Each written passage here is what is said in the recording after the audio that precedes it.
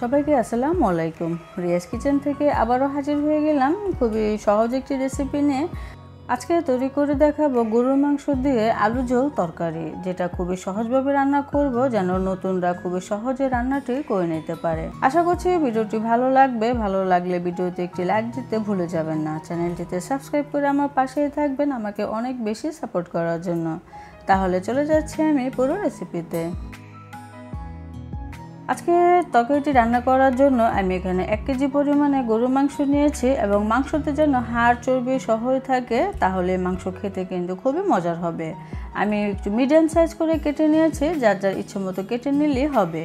এখানে আমি পেঁয়াজ দিয়ে দিলাম আধা কাপ পরিমাণে।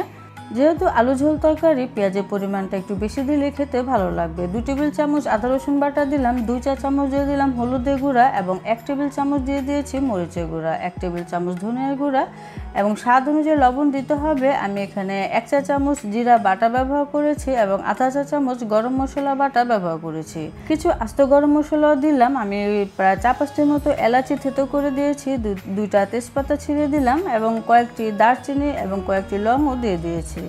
এখানে আমি আধা কাপের একটু কম হবে সয়াবিন তেল দিয়ে দিলাম। নিজেদের পরিমাণ মতো তেলটা আসলে দিয়ে দিতে হবে। তো আমি এখানে বাটা মশলাটা ব্যবহার করেছি। যদি জিরা বাটা দিতে না চান সেক্ষেত্রে জিরা গুঁড়ো ব্যবহার করতে পারেন। যদি গরম মশলা বাটাও না থাকে তাহলে এই সময়ে আধা চা চামচ পরিমাণে গরম মশলা গুঁড়া দিয়ে দিবেন। খুব ভালো করে একটু সময় নিয়ে মাখিয়ে নিতে হবে, তাহলে মশলা দিয়ে খুব ভালোভাবে মাংসগুলো কোট হবে। তো হাতটা ধুয়ে আমি সামান্য একটুখানি পানি দিয়ে দিলাম। তো আপনাদের হাতে সময় বেশি থাকলে এটাকে আধা ঘন্টা 1 ঘন্টার জন্য রেস্টে রেখে দিবেন, আর যদি সময় কম থাকে তাহলে চুলায় বসিয়ে দিতে পারেন। আমি কিছুক্ষণ রেস্টে রেখেছিলাম, মানে আধা ঘন্টা পরে চুলায় বসিয়ে দিয়েছি। এখন চুলার জালটা মিডিয়াম টু লোতে রেখে খুব ভালো করে মাংসকে কষিয়ে নিতে হবে। আমি নেড়েচেড়ে ঢেকে অপেক্ষা করলাম। প্রায় 20 মিনিট পরে ফিরে এলাম। মাঝে কিন্তু অবশ্যই নেড়েচেড়ে দিতে হবে। মাংসের কালারও কিন্তু চেঞ্জ হয়ে গিয়েছে এবং তেলও উপরে উঠে এসেছে। আমার এই মাংস কষানো হয়ে গিয়েছে। এখন মাংস সিদ্ধ করার জন্য আমি পরিমাণ মতো পানি দিয়ে দিলাম। আমি এখানে 1 কাপ পরিমাণে গরম পানি দিয়ে দিলাম। চুলার জালটা এখনও আমি কিছুটা কমিয়ে রেখে তারপরে মাংস সিদ্ধ করে নিব। এখন একটু ভালো করে নেড়েচেড়ে মিশিয়ে দিচ্ছি। আর মাঝে কিন্তু কিছুক্ষণ পর পর ঢাকনা উঠে অবশ্যই একটু নেড়েচেড়ে দিতে হবে, তা না হলে তলানিতে লেগে যাবে। ঢেকে অপেক্ষা করলাম। আমি প্রায় 20 মিনিট পরে ফিরে এলাম। পানিও কিন্তু এর মধ্যে শুকিয়ে এসেছে। আর মাংসটা দেখে নিশ্চয়ই বুঝতে পারছেন মাংস কিন্তু প্রায় হয়ে এসেছে। মাংস যখন প্রায় 70 থেকে 80% হয়ে যাবে তখন আমি এখানে আলু মেশাবো।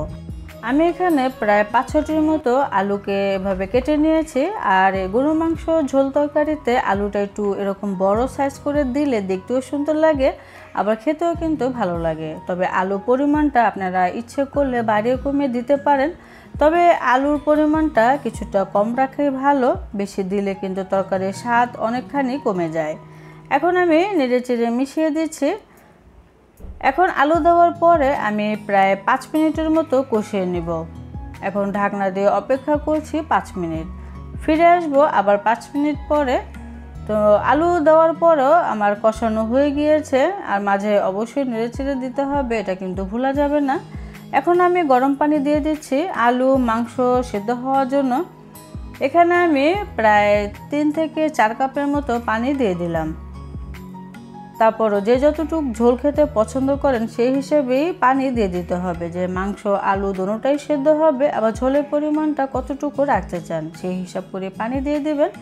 তো আমি ফিরে এলাম প্রায় 15 থেকে 20 মিনিট পরে। চুলার জালটা কিন্তু এই অবস্থায় মিডিয়ামের থেকে কিছুটা বাড়িয়ে রেখেছিলাম। যেহেতু পানি দিয়েছি এখন চুলার জালটা বাইরে রাখলে বেশি ভালো হবে। এ পর্যায়ে এসে এখানে আমি কিছু কাঁচামরিচ দিয়ে দিলাম। এগুলো ভাঙার দরকার নেই।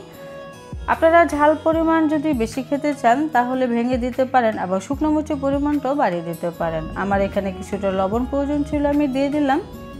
আর এই আস্ত কাঁচামরিচগুলো কিন্তু মাংসটা যখন প্রায় হয়ে আসবে তখনই দিবেন, এতে করে এত সুন্দর একটি ফ্লেভার বের হয়। যখন আপনারা দিবেন তখনই বুঝতে পারবেন।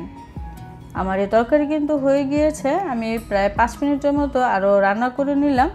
তো নামানোর আগে এখানে আধা চা চামচ করে ভাজা জিরার গুঁড়া এবং সামান্য একটু গরম মশলা গুঁড়াও দিয়ে দিয়েছি।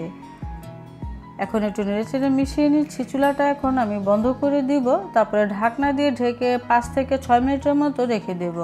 আর এই 5-6 মিনিটের মধ্যে ঢাকনাটা উঠানোর কোনো দরকার নেই, এতে করে ফ্লেভারটা খুবই ভালো আসে। আমি এখন একটু নেড়েচেড়ে দেখিয়ে দিচ্ছি আমার তরকারি হয়ে গিয়েছে এবং ঝোলের পরিমাণটা কেমন রেখেছি আপনারা বুঝতে পারছেন। আর নামানোর পরে এটা আরেকটুখানি টেনে আসবে। এখন আমি একটু পরিবেশন করছি, গরম গরম ভাতের সাথে পরিবেশন করতে পারেন, সাদা পোলাওর সাথে খেতে কিন্তু ভীষণ মজা লাগবে। আশা করছি রেসিপিটি ভালো লেগেছে। ভিডিওটি ভালো লাগলে কমেন্ট করে অবশ্যই জানাবেন আমার রেসিপিটি কেমন হলো।